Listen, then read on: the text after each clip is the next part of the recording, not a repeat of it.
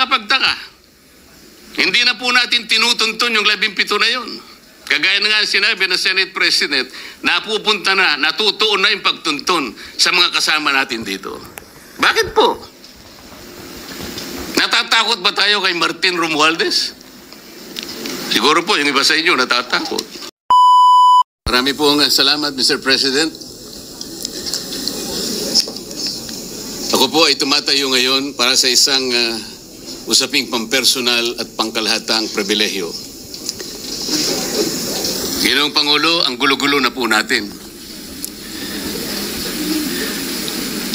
Ito pong huling pagdinig sa Blue Ribbon Committee na kung saan ay lumabas po ang isang testigo na nagngangalang Master Sergeant Orly Gutesa. Ako po ay nabansagan na kulang po sa kortesiya. Para sa akin po ay hindi po tama na nagpapasaringan po tayo ng ganun. Iisa po ang ating layunin. Hindi po tayo magkakalaban sa layunin na matuntun po natin ang pinaka-problema kung bakit nasadlag po ang ating bansa sa ganitong kalagayan. Hindi ko naman po kasalanan ako po'y hanapin ni Sergeant Gutesa. Hindi ko po siya kilala eh. Hindi ko po kasalanan kung ako po ang hinanap niya at hindi iba. Nung pong makita ko po yung kanyang salaysay, ang sabi ko lamang po sa kanya ay, kung malakas ang loob mo talaga at naniniwala kang dapat mong gawin ito para sa iyong bansa, dalawa lang ang pwede mong gawin para sa akin. Ipanotaryo mo yan. At kung malakas ang loob mo, bukas ng umaga bago mag-alas 9, kailangan nandun ka na sa Senado. Alam po yung notaryo, para sa akin lang po yun eh. Gusto ko lamang siyang testingin kung talagang totoo nga ang kanyang mga gustong banggitin. Ang pinakamahalaga po ay haharap siya, tatayo, at susumpa sa kalagitnaan ng pagdinig. At doon ay pakikinggan natin. At doon ay sama-sama natin siyang i-interpolate. Tatanungin. Nakita naman po ninyo kung paano niya sinasagot ang bawat tanong. Walang pag-aalinlangan. Siya lamang po ang natatangi na testigo na kumonekta sa pangalan ni Saldico at Martin Romualdez. Wala nang iba. Ngayon po siya ay naharap sa napakaraming pasaring din. Bakit po ako ay walang kortesiya? Hindi po ba ako ay humingi ng panahon sapagkat hindi ko naman po alam kung talagang darating siya nung araw na yon, kaya hindi na po ako nagsabi.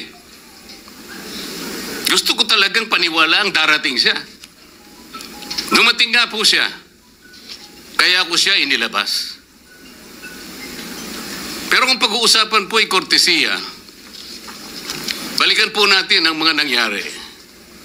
Nung ako po ay chairman pa ng Blue Ribbon Committee, nagkaroon po ng pagdinig. Unang pagdinig ay August 19, 2025. Isang araw bago po nagkaroon ng pagdinig ang Blue Ribbon Committee, ang ating pong kasama, si Senator Lacson, ay nagkaroon po ng posting. Sa Twitter po yata ito, hindi po ako sanay dito eh. Babasahin ko po, August 20, 2025. The Senate Blue Ribbon Committee hearing yesterday is akin to the cart going ahead of the horse.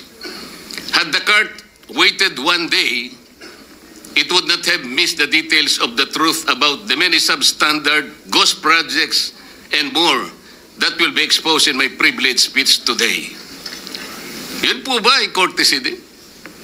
Sa akin pong palagay, hindi dapat po nagkaroon ng ganitong pagpapasaring. Alam ko po ba kung sino-sino ang tatayo para mag-deliver ng privilege speech? Matagal ko na pong sinabi noon kung kailan po ang pagdinig. Wala po akong itinago. Ngunit kung sasabihin na kung naghintay kami ng isang araw, ay mas marami pa sanang mga detalye at katotohanan ang naihayag. Hindi po ba sinabi ko sa inyo noon, mismong Pangulo ng Republika ng Pilipinas ang nagbigay sa akin ng USB na nandun po lahat ang mga proyektong pinaghihinala na ghost projects. Ayaw ko lamang pong ilabas ng isa-isa sapagkat sa aking pagkakaalam noon, Ginoong Pangulo, mali din po yung binigay na mga coordinate sapagkat ang pinagbasihan nila yung MYPS, hindi yung PCMA, na palagi ko pong binabanggit. Sa mga kahit na po yung mga binanggit na projects ng ating kasama, salig po sa mga maling coordination eh. At saka konti lang, pinili lang. Nagkataon lang po maganda nga talagang pagkakapresent sapagkat kulang na lang po yung cinematography at saka screenplay. Kung meron pa lang sanang sound effects, baka nandun yun eh. Huwag po sanang ganun magpasaringan tayo. Iisa po ang layunin natin dito eh. Yung matukoy natin kung sino ang merong utak dito. Na ngayon po ay unti-unti na pong naihayag. Sino bang natatakot kay Martin Romualdez? Marami po siguro dito sa kapulungan ito. Pero hindi ako natatakot kay Martin Romualdez.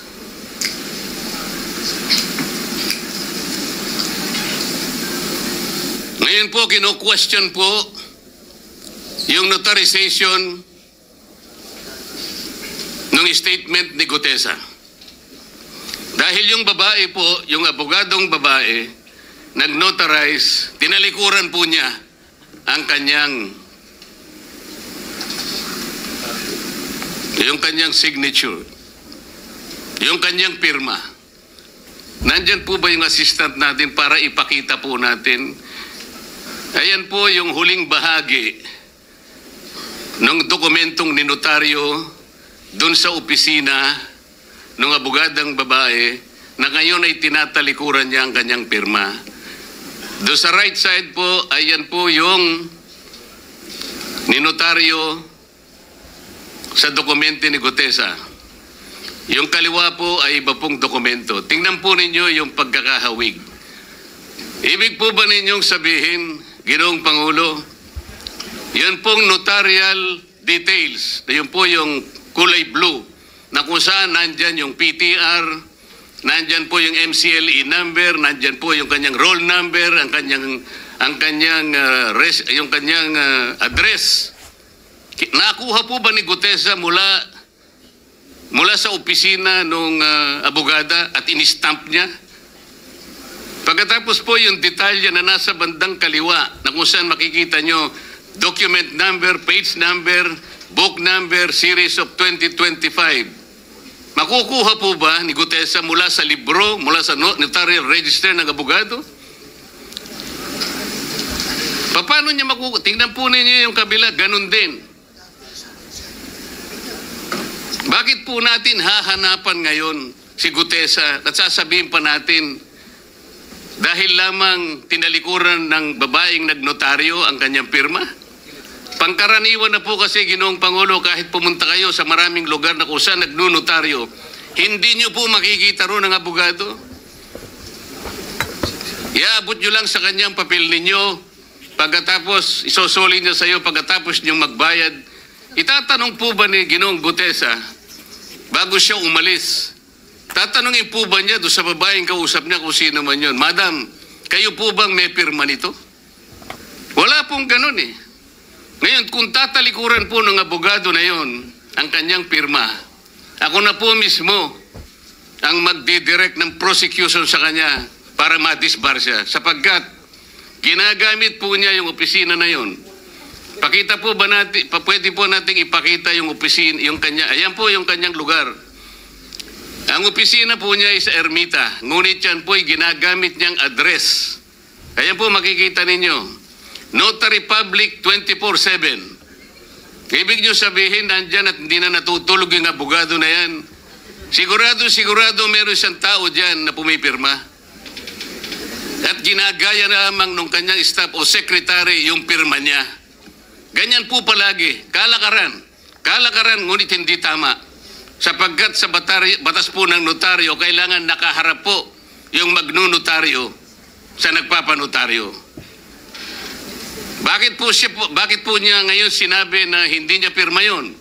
Maring hindi niya pirma, ngunit tinayaan niya kung sino man ang tao ngayon na ipirma yung dokumento.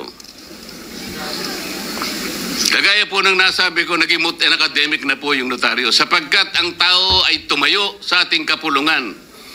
Binasa niya yung kanyang statement. Yung mga bayarang media nga po, sinasabi pa kino-coach ko pa Bakit ko po siya sinabihan na dahan-dahan siya? Dahil po nung panahon na binabasa niya na yung kanyang statement, sinusundan po namin yung kanyang binabasa. Binigyan ko po ng kopya ang chairman ng Blue Ribbon Committee. Binigyan ko ng kopya ang ating Senate President at yung aking katabi si Senator Gatchalian dahil 4 lamang pong original ang meron kami. Yung binabasa pala niya ay Xerox copy kaya may naputol sa baba. Gusto ko lamang pong ma-record ng totohanan dahil doon sa umpisa po niya, merong isang linya po siyang nalaktawan. Alam po ito ng mga kasama natin na sinusundan po habang binabasa namin. Doon sa pangalawa po, 2 linya naman po ang nalaktawan niya. Kaya gusto ko lamang pong maging maayos ang pagre-record ng kanyang statement. Ano po sabi ng mga bayarang media? Hindi ko naman po nila lahat. Kaya ako po hindi nagpapa-interview sa kanila Alam ko po ang karakter ng ating media ngayon. Nakakaawa na po ang kalagayan. Binanggit na po ng dating Senate President ang nangyari do sa statement ni Diskaya. Siya ang kauna-unahang nagbigay ng statement na kung saan binanggit ang 17 congressmen. Ngunit nakakapagtaka. Hindi na po natin tinutuntun yung 17 na yun. Kagaya na nga sinabi ng Senate President, napupunta na, natutuon na yung pagtuntun sa mga kasama natin dito. Bakit po? Natatakot ba tayo kay Martin Romualdez? Siguro po, yung iba sa inyo natatakot. Ginoong Pangulo, naghalo na po ang balat sa tinalupan. Bakit po? Ngayon ko lamang po nakita sa pagdinig ng Blue Ribbon Committee. Nandun po yung Justice Secretary. Hindi pa po natin natatapos na pagtatanungin yung respondent, yung resource person, na tayo po ang merong legal and physical custody. Hindi ko maintindihan kung bakit dadalhin niya sa kanyang opisina at pagbalik niya, meron na siyang supplemental affidavit. Ano po ba itong nangyayari sa atin? Meron na ba tayong alituntunin? Meron na ba tayong agreement sa pagitan ng DOJ at ang pag-imbestigang ginagawa natin sa Blue Ribbon Committee? Hindi ko na po maintindihan kung ang Blue Ribbon Committee is the investigative arm of the Department of Justice. Ang sabi ko po nung nasa ikalimang pagdinig pa lang tayo, sapagkat nakikita ko na po ito, kaya po naghangad pa ako sa ating chairman no na sana'y paraanin niya ako, meron lang akong gustong isang guni muna at pag-usapan sana muna. Hindi naman po ako nabigyan ng pagkakataon kaya nagkaroon pa po ng konting sagutan doon. Ito po yung gusto ko sanang ayusin muna, pag-usapan muna natin. Lalong-lalo na po ang kaugnayan natin sa bagong tatag na ICI, Independent Commission on Infrastructure. Ano po bang ugnayan natin dito? Hindi po ba tayo mag-uusap muna? Hindi ba tayo gagawa ng regulasyon muna? Meron po tayong mga doktrinang isinasaalang-alang. Nasaan na po ang institutional boundaries? Nasaan na po ang separation of powers? Nasaan na po ang system of checks and balances? Di ba natin isasaalang-alang ito? Dadalawang tao lamang po ba ang mamamagitan sa pagitan ng mga institusyon na ito? At mawawala na po kami sa picture? Are we supposed to be kept in the dark, Mr. President? Yung po, kung ba sinabi ng ICI na isa sa kanilang mga poder, kapag ka nag-request po sila, makakakuha sila ng impormasyon sa House of Representatives, sa Senate, sa Korte, sa Sandigang Bayan, at kahit sinong otoridad. Ibig ba sabihin wala na tayong opsyon na tumanggi? Kailangan po natin pag-usapan muna yun. Ang nangyayari po sabog-sabog na po eh.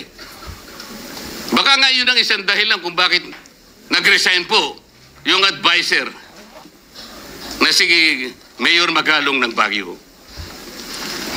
Yung pong mga pasaring, ito po yung nakakapagbigay sa atin ng hindi naman kailangang pag-aaway-away o pag-aalitan. Hindi po maganda sa ating panig ito.